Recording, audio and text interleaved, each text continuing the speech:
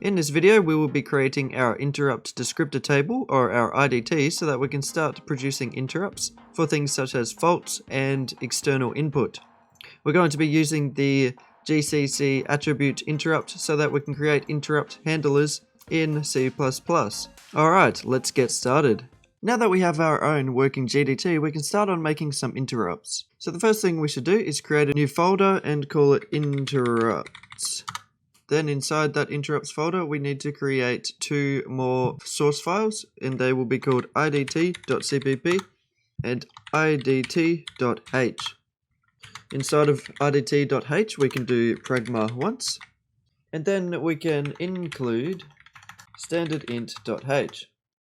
There are two structs we need to define, and they are the IDT descriptor entry and the IDTR. The IDT descriptor entry contains all of the information about what to do when a certain interrupt is caught, and the IDTR contains the information that is stored in the IDT register, and that contains things such as the limit, which is the size of the entire IDT, and the offset of the IDT.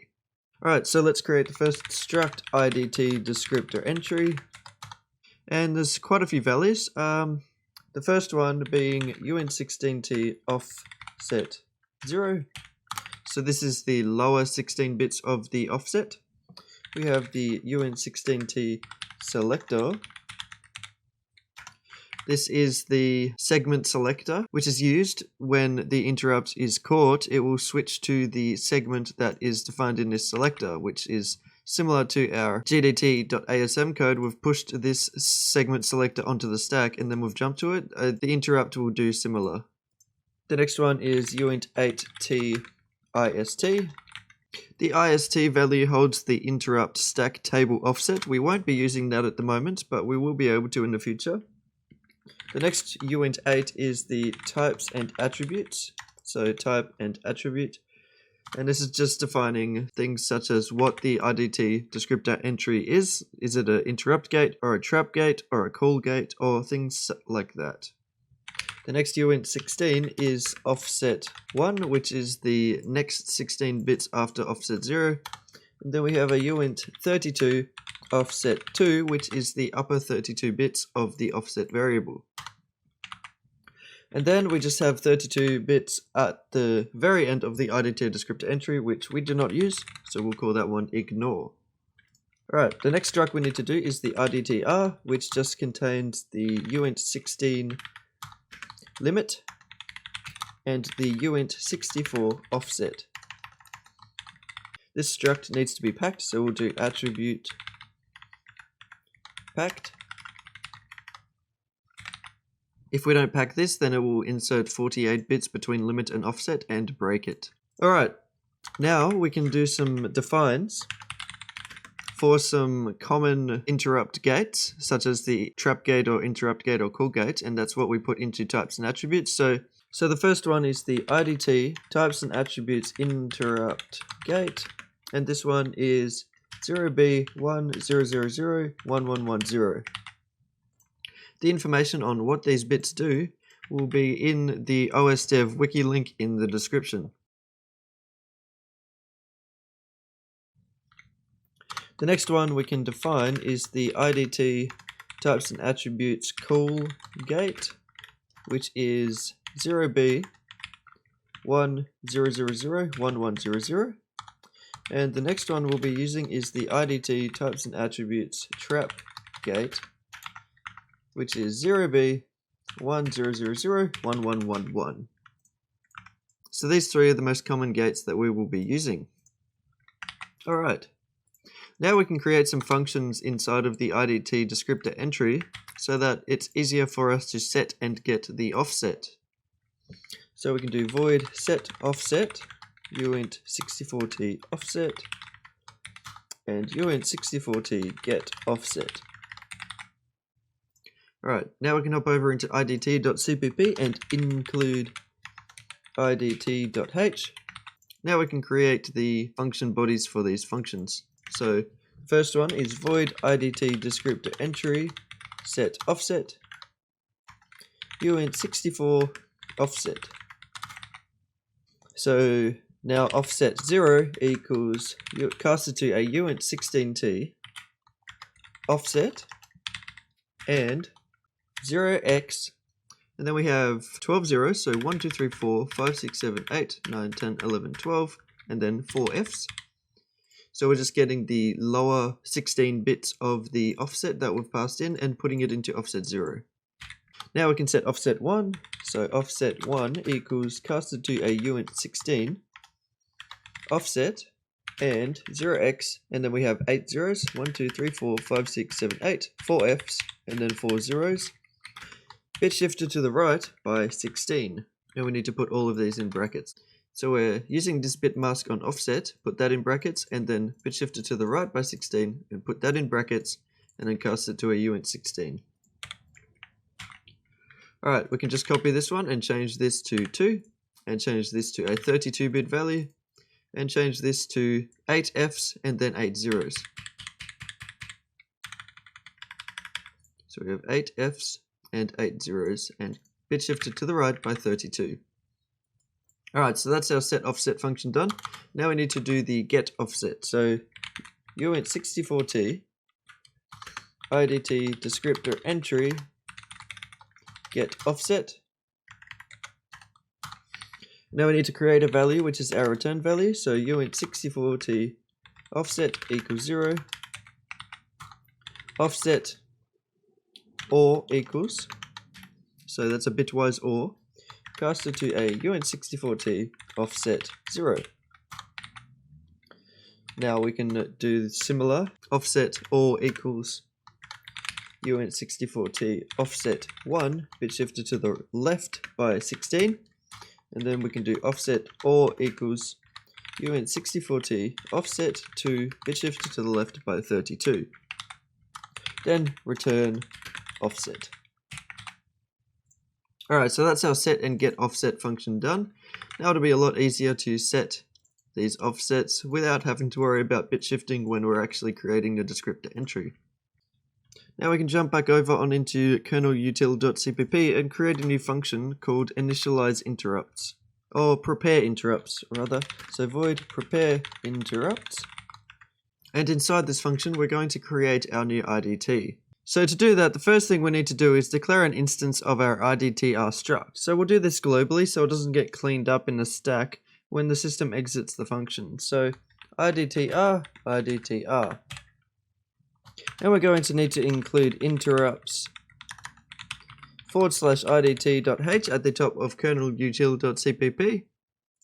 Now we can set the limit and the offset of our IDTR. So IDTR.limit equals 0x0fff, and this is the size of a full IDT, and IDTR.offset equals casted to a uint64 global allocator.request page. Alright, so now that we've allocated some space for our IDT and put the offset into our IDTR variable, we can actually fill in one of the entries and force a fault to see what happens. So a good one to test it on is the page fault. We can easily create a handler for this page fault, so let's do that now. So we'll create a pointer to our IDT descriptor entry, IDT descriptor entry pointer, interrupt page fault equals casted to an IDT descriptor entry pointer test.offset plus 0xe. So 0xe is the offset of the page fault in the IDT. We can look at all the offsets on the OSDev wiki on the exceptions page, so we'll have a look at those now. So as you can see here, the page fault is 0xe, so that's the one that we'll be targeting right now. So we can turn this hexadecimal offset into a byte offset by multiplying it by the size of our IDT descriptor entry. And that will get the correct address for this IDT descriptor entry pointer. This is meant to be IDTR, not test. Now that we've got the pointer to our page fault entry, we need to actually make a function for this entry to call when the fault happens. So to do that, we're going to need to create a new source file in interrupts, and we'll call it interrupts.cpp. And we also need to create an interrupts.h. In interrupts.h, we can do pragma once, And then we can declare a function for our page fault to use. GCC has an attribute that we can use to create interrupt handlers in C. This will save us the hassle of going into assembly to write this, as we can just write everything in C. It'll be a lot easier. So to do that, we need to declare a struct, and that is called the interrupt frame, interrupt underscore frame, and then we can create a function using the attribute interrupt.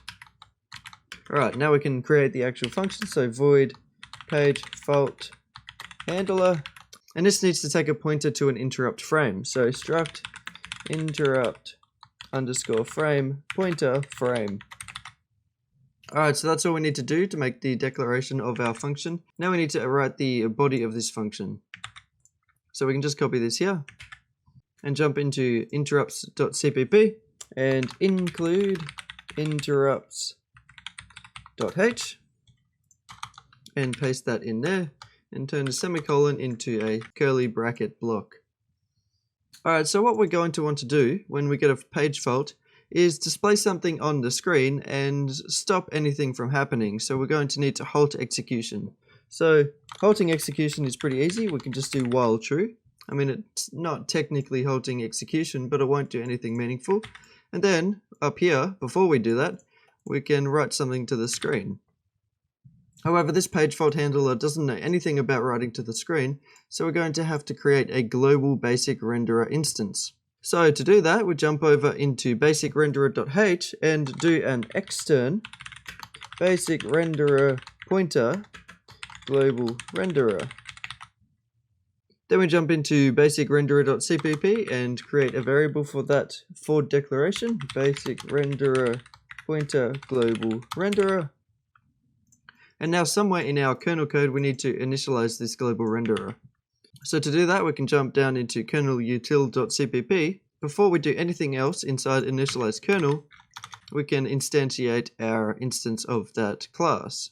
So what we'll do is we'll declare a basic renderer r globally equals basic renderer null. We have to declare this globally so it doesn't get cleaned up when we exit this function. So now we can do r equals basic renderer boot info frame buffer boot info psf1 font, and now global renderer equals the address of r, and since we made this global, it won't get cleaned up. Now we can jump back over into interrupts.cpp and include, well, we'll include it in the header file, so include /basic renderer.h. Then back in interrupts.cpp we can do global renderer print page fault detected. Now this needs to be an uppercase H just to keep with our naming conventions. And while we're at it, we can go back into kernel.cpp and remove this new renderer and use the global renderer instead. Now back in kernel.util.cpp, we can set the offset of our IDT descriptor entry to our new page fault handler function. So at the top of kernel.util.cpp, we need to include interrupts.h.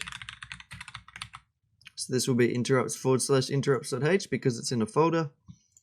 And now we can do interrupt underscore page fault dot set offset, cast it to a uint64t page fault underscore handler. Now we need to set the type and attributes of our page fault descriptor entry. So interrupt page fault types and attributes equals IDT underscore TA underscore interrupt gate. And now we need to set the code selector, so that's int underscore page fault selector equals 0x08, which is our kernel code segment selector. Now we need to load the new IDTR value into the IDT register. So to do that, we just need to do ASM bracket quotation mark LIDT %0 close quotation marks 2 colons quotation mark M close quotation mark bracket IDTR. So this is moving IDTR into this value here and then calling this IDT function using that value. And we also need to fix this little bracket mistake I made here. It needs to be just one left facing bracket and not two brackets. Now if we go ahead and try to compile this, we will get an error. Sorry, unimplemented. SSE instructions aren't allowed in an interrupt service routine. And what that means is we need to disable the SSE register and all of the SSE instructions from working when we are inside of the interrupt source. So we're going to need to edit our Makefile just a little bit. So now here in the Makefile, we're going to have to compile interrupts.cpp separate from everything else being compiled because it's going to need its own set of flags. So what we can do is create a new target, copy this object's directory value, and we're going to need to hardcode the interrupts.cpp file path. So that's /interrupts/interrupts.cpp. We need to put in a colon and make it depend on the source directory /interrupts/interrupts.cpp. This needs to be O, not CPP. And now we can do the same echo and make directory stuff. And we can copy this as well, but instead of using C flags, we can put in our custom flags. So what we're going to need is to do -m no -red -zone -m general -regs -only general registers so that we don't use the SSE registers, and we're going to need F freestanding. Now if we try and compile that again, we no longer have the error because now source /interrupts/interrupts.cpp is being compiled with its own set of flags separate to all of the other source files. It's probably important to put this target above this target so this one takes priority, so that when this one runs, this one will check if this is already done and then it will ignore interrupts.cpp. So it's important to have this one first. Now there is only a few more things we need to do before we can test the page fault handler, and that is to actually call our PrepareInterrupts function, and then we can test it by going into kernel.cpp and doing ASM bracket quotation mark int for interrupt $0x0e. So this will do a software interrupt for the page fault interrupt, and then we can compile that and build it. And as you can see, it's caught the page fault. It said page fault detected, so that is a great success. And instead of doing a pretend interrupt, we could also make it actually shoot a real fault. So we could do something like int pointer test equals casted to an int pointer 0x800000000, just an arbitrarily large address, and then dereference that address and set it to a value like 2. Alright, and as you can see, this has the same result as well. So we now successfully have a way to make interrupt handlers very easily in C++. So that's pretty good. That'll be it for this video. In the next video, I will be doing things such as double fault handlers, general protection handlers, keyboard and mouse handlers, and the pit timer handler. As always, thank you for watching, and I will see you next time.